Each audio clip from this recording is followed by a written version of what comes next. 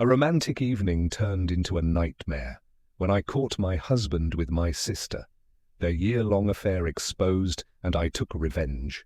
10 years ago, I stood in a white dress, holding Jake's hand, promising to love him through thick and thin. Back then, he looked at me like I was the only girl in the world. His eyes sparkled, and his smile was so genuine, like a kid who'd just fallen in love for the first time. Today, on our 10th anniversary, I wanted to bring that magic back. We decided to spend the evening at our cabin an hour outside the city, a cozy spot with a weathered wooden porch and a creaky swing we bought 3 years ago to escape the daily grind. I ordered his favorite wine, a Pinot Grigio we drank on our first trip to Italy, steaks from the local farmer's market, even lavender-scented candles he loves. It was supposed to be like a movie, candlelit dinner, music. I made a playlist with our songs, starting with Elvis's Can't Help Falling in Love, the one we danced to at our wedding. And after dinner, I imagined us in the bedroom, moonlight streaming through the window, his hands on my waist, whispering things meant just for us. But something felt off from the morning. Jake was distracted. He sat at the kitchen table, staring at his phone, nervously tapping his fingers on a mug of cold coffee. When I asked what was wrong, he brushed it off. Just work. His voice sounded strained, and he wouldn't meet my eyes.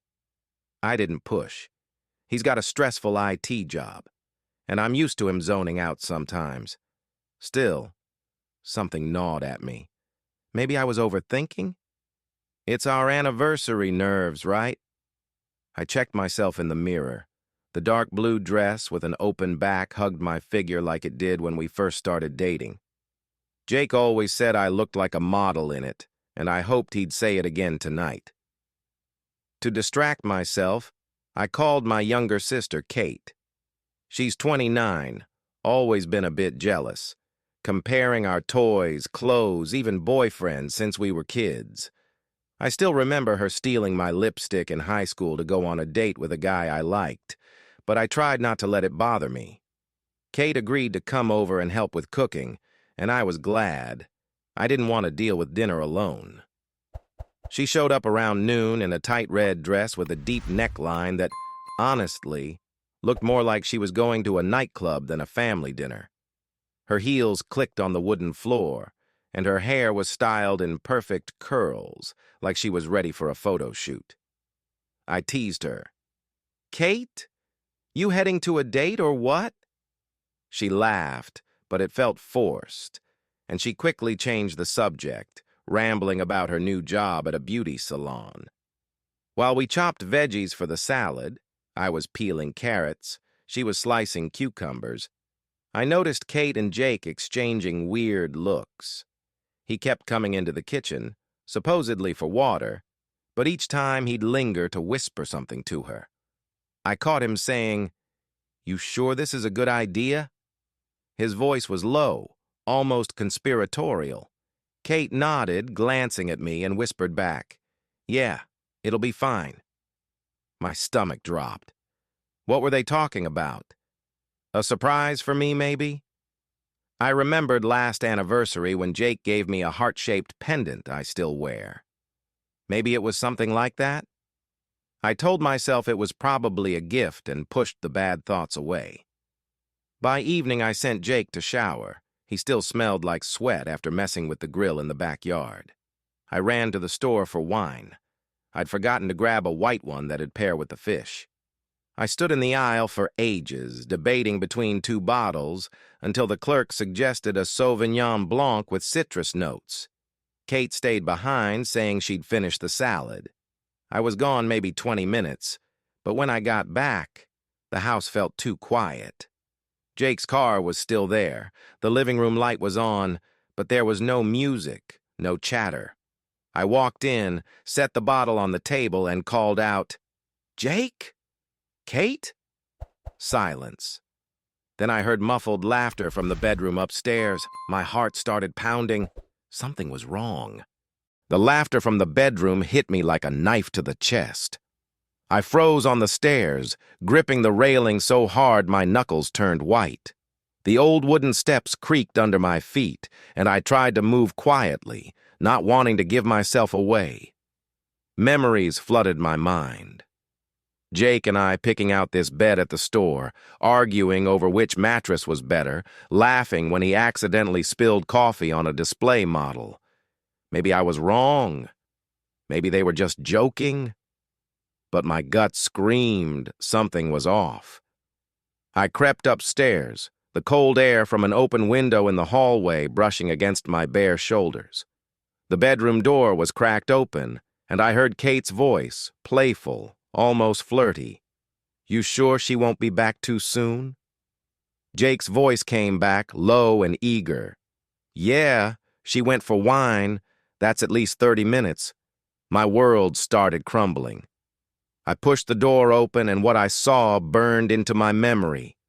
The bedroom I'd decorated that morning, rose petals on the comforter, soft light from the corner lamp, now looked like a nightmare. Jake and Kate were in our bed, the one we'd spent countless nights in, whispering to each other. Kate was on top of him, her red dress crumpled on the floor next to his shirt, the blanket tangled at their feet. They were so caught up in each other they didn't notice me at first. Their movements were rhythmic, and I heard Kate let out a soft breath, whispering his name as her hands slid down his chest. It felt like a punch to the gut. "Lisa!" Jake finally saw me, his face going pale as he shoved Kate off and jumped out of bed.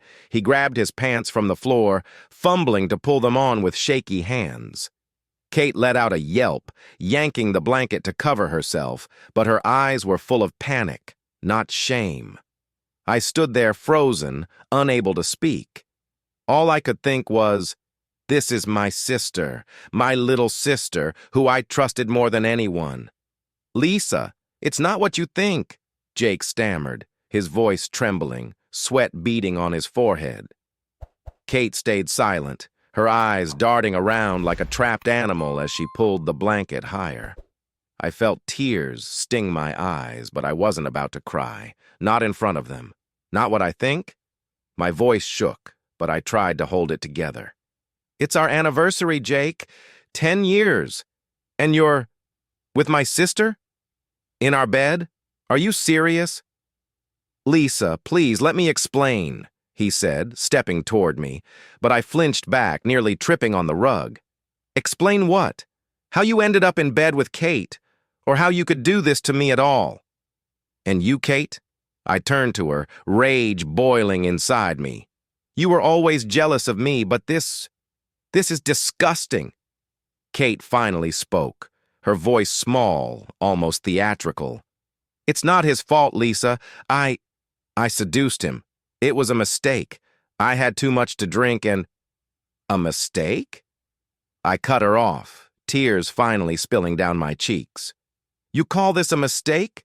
You're my sister, Kate. We shared everything growing up. How could you?"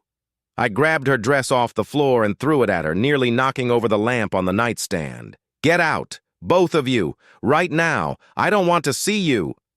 Jake tried to say something, mumbling about it being a one-time thing, but I wasn't listening. I stormed downstairs, grabbed my car keys, and ran outside. The cold evening air stung my face, and the smell of rain about to fall only made me feel emptier. I got in my car and just sat there, staring into the darkness. That's when I let the tears come. How could they? My husband and my sister. On our anniversary. An hour later, I went back inside. They were gone. Just a messed-up bed, the scent of her perfume lingering in the bedroom, and an empty wine bottle on the kitchen counter. I started digging through Jake's stuff and found an old phone he must have forgotten. There were their messages. They'd been at it for a year. It started at our family Christmas, when I was busy cooking the turkey, and they, accidentally, got left alone in the living room. Kate texted, "She'll never find out if we're careful." Jake replied, "I can't stop thinking about you." I threw the phone against the wall and it shattered. That's when I knew. This was over. I couldn't stay in that house after that night. Every corner, every little thing reminded me of Jake and Kate. I could still see the rose petals I'd scattered on the comforter that morning, the empty wine bottle they'd left on the kitchen counter. I packed my stuff, a few dresses, my laptop, a box of photos I couldn't bring myself to throw out, and drove back to the city, crashing at my friend Sarah's place. She greeted me with a mug of hot chocolate and a warm blanket, but even her kindness couldn't dull the pain. The next day, I called a lawyer and filed for divorce. Jake kept trying to call, sending long texts begging for forgiveness, swearing it was just one time, but I blocked his number. Kate texted a couple of times, too, full of excuses. I didn't mean for this to happen. I didn't reply. I needed time to figure out how to move on. A week later, I decided to sell the cabin. Jake and I had bought it together, dreaming we'd bring our kids there someday. Now it was tainted with betrayal. I hired a realtor, and the place sold for a decent chunk, $300,000, enough to start fresh. I moved to a new city, a small but cozy spot in Portland, and rented an apartment with a view of the river. It was pretty empty at first, but I slowly made it my own. Got a soft gray couch, hung a landscape painting on the wall that reminded me of my childhood, even bought a tiny cactus I named Spike. I landed a new job at a marketing agency, where my first project was an ad for a local coffee shop. For the first time in forever, I felt like I could breathe. I even started going to morning yoga classes, and each session helped me let go of the anger still burning inside me. But the past wouldn't let go. My mom called almost every day, her voice full of tears. "Lisa, you have to forgive Kate. She's your sister. She made a mistake, but she's still family." My family? I couldn't believe my ears. She slept with my husband, Mom, on our anniversary. And you're defending her? I'm not defending her, Mom sighed. But you're sisters. You can't just cut each other out of your lives. I told her I needed time and hung up. Jake wouldn't give up either. He sent a handwritten letter saying he'd made a terrible mistake and wanted to fix things. He even mentioned missing our morning walks when we'd grab coffee at the little shop near our old place. I tore the letter up without finishing it and tossed it in the trash, right on top of an empty pizza box. 3 months passed. I was sitting in my new apartment, sipping coffee from a mug Sarah gave me that said, "You got this," scrolling through my phone when I found a letter from Kate in my mailbox. She wrote that she was sorry, that she'd lost me as a sister and wanted to make things right. She mentioned missing our late-night talks when we'd drink hot chocolate and watch old movies. She asked to meet up and talk. At the end, she added, "I know I don't deserve your forgiveness, but I can't live with this guilt." I sat there, holding the letter, torn between anger and pity. On one hand, I hated her for ruining my life. On the other, she was my sister, and part of me still remembered sharing secrets and dreaming about the future as kids. I drove to her place. The hour-long drive felt endless, with some sad love song playing on the radio the whole way. I parked outside her house, a small cottage with peeling paint on the shutters. I stood at her door, the letter in my hand, not knowing what to do. Should I knock and give her a chance to explain, or turn around and walk away, leaving it all behind? My hand hovered in the air. What would you do in my place?